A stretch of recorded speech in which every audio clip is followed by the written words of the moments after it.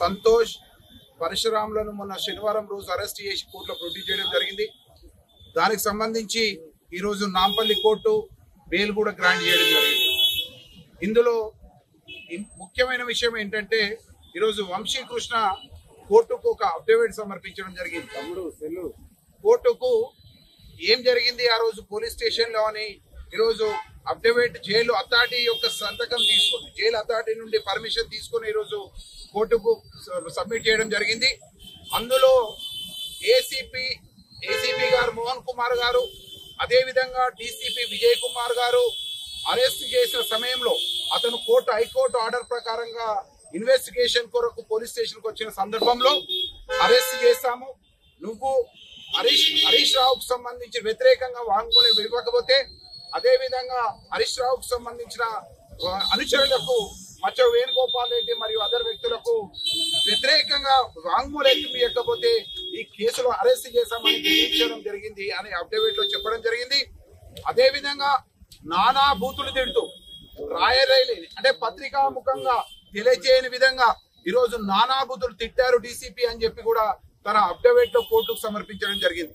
అదేవిధంగా మాజీ మంత్రి హరీష్ రావు గారికి వ్యతిరేకంగా ఎట్టి పరిస్థితిలో వాంగ్మూలం ఇవ్వాలని, లేకపోతే నీ అంతు చూస్తానని, నరకం చూపిస్తానని కూడా అన్నారని డీసీపీ గారు అన్నారని ఇందులో చెప్పడం జరిగింది.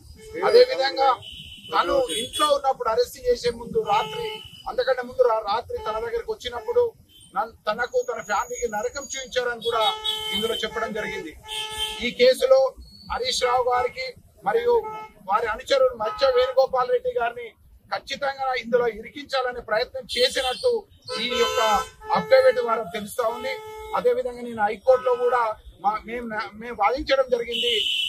హరీష్ రావు గారిని ఇందులో ఫిక్సింగ్ చేయాలనే ఉద్దేశంతో ఈ కేసుకు సంబంధం లేని వ్యక్తులను అరెస్ట్ చేస్తున్నారు, వారితో కన్ఫ్యూషన్ స్టేట్మెంట్ చెప్పకుండా చెప్పినట్టు రాపిస్తున్నారు అని చెప్పి మేము చెప్పినప్పుడు హైకోర్టు నమ్మి నిన్న ఫర్దర్ ఇన్వెస్టిగేషన్ చేయొద్దని కూడా ఇన్వెస్టిగేషన్ ఆఫీసర్ పంచౌట ఏసీపీ గారిని తెలియజేయడం జరిగింది.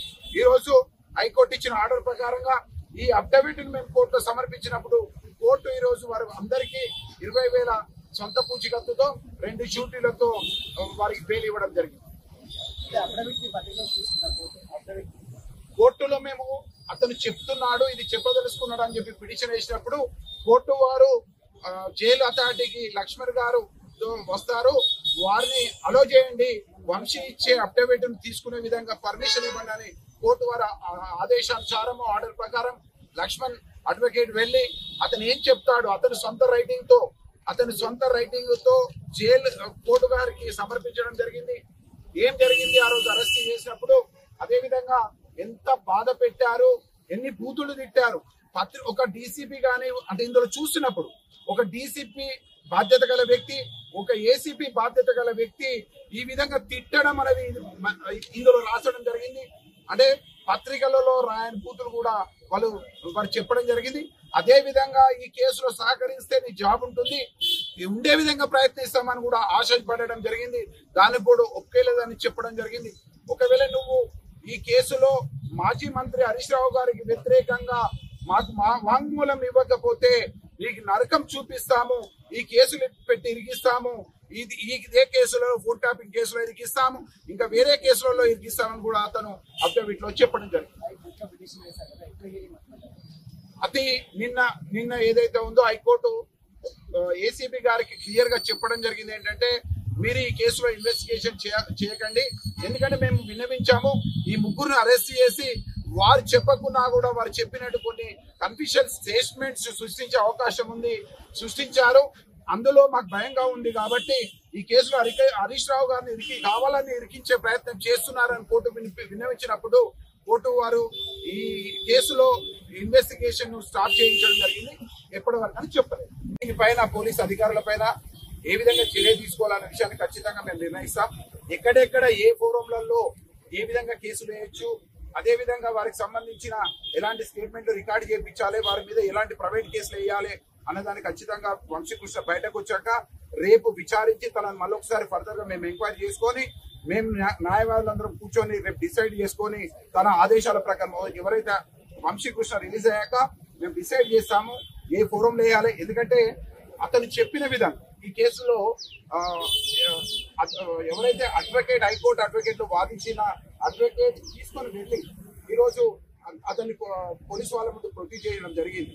కోర్టుకు వాళ్ళు క్లియర్ గా చెప్పడం జరిగింది. కోర్టు 10 గంటల నుండి 5 గంటల వరకు రావాలన్నప్పుడు అడ్వకేట్ తీసుకెళ్ళినప్పుడు కూడా అతనికి చెప్పకుండా ఎలాంటి ముందస్తు సమాచారం లేకుండా ఓన్లీ ఇబ్బంది పెట్టాలి, హరీష్ రావు గారిని ఇందులో ఇబ్బంది పెట్టాలనే ఉద్దేశంతో అరెస్ట్ చేయడం జరిగిందని చెప్పడం జరిగింది. మేము ఖచ్చితంగా దీనికి ఈ కేసుకు సంబంధించిన ఎలాంటి చర్య తీసుకోవాలి అన్ని ఖచ్చితంగా ఈ రోజు నిర్ణయం తీసుకుంటాం. అతను రిలీజ్ అయ్యాక ఎలాంటి కేసు ఎలా కూడా తెలియజేస్తాం. పోలీసు వాళ్ళు ఇలాంటి దీని మీద ఎలాంటి స్పందించలేదు, ఎందుకంటే వాళ్ళు ఎప్పుడు కానీ మేము చేయలేదని చెప్తారు.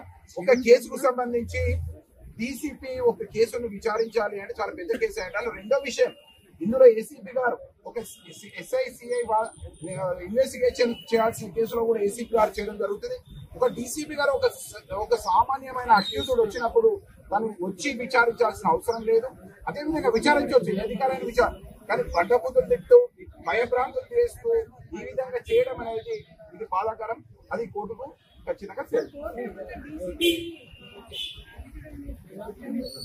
మేము ఈరోజు దీనికి సంబంధించిన అఫిడవిట్ తీసుకొచ్చి వేయడం జరిగింది.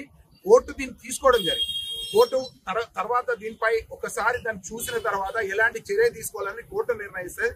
అదేవిధంగా మేము వేయే కేసులో కూడా ఈ అఫిడవిట్ కి సంబంధించిన దీన్ని తీసుకొని ఎలాంటి కేసులు పెట్టాలి, ఏ విధంగా ముందుకెళ్లాలని కూడా ఖచ్చితంగా నిర్ణయిస్తాం. మేము ఖచ్చితంగా చర్యలు తీసుకుంటాం.